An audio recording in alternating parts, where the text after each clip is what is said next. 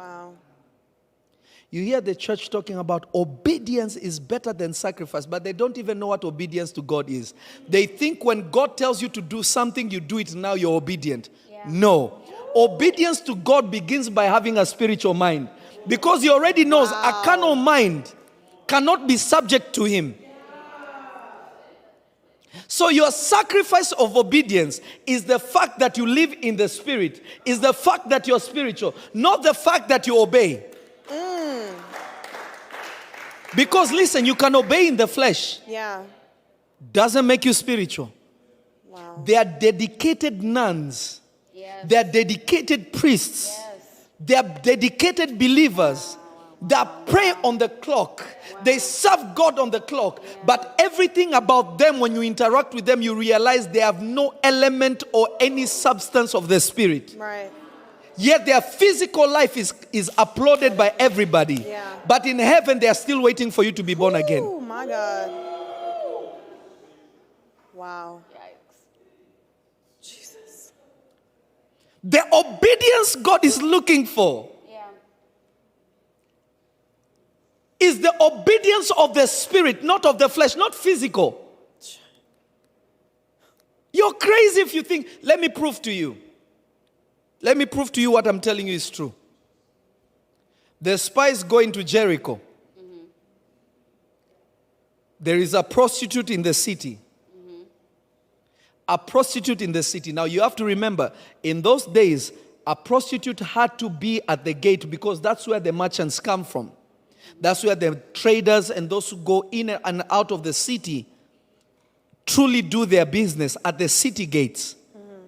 So if you are selling your body in those days, you sold your body in that strategic position because that is where people who are going in and out of the city are.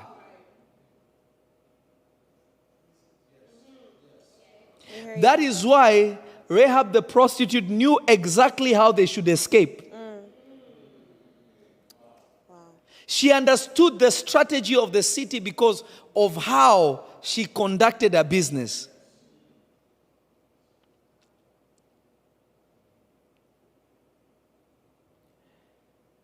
They go into the city. They are looking for them. Rahab the prostitute hides them and shows them a way out of the city. When they return to Joshua, the Lord tells Joshua, when you go into the city, make sure you save Rahab the prostitute. She is righteous to me.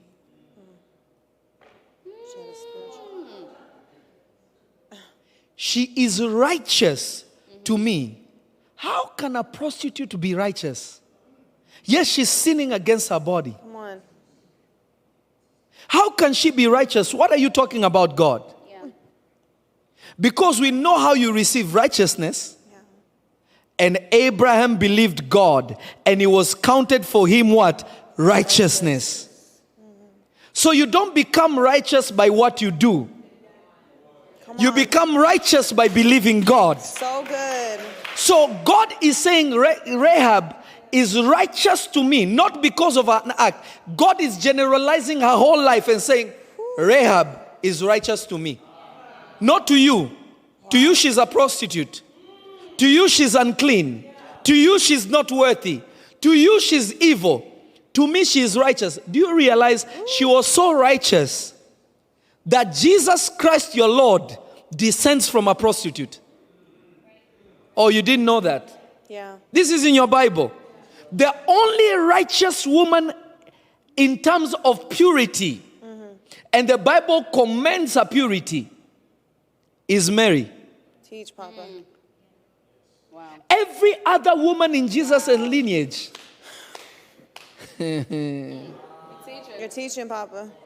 One of the sons, Judah, what did he do? He went into a harlot.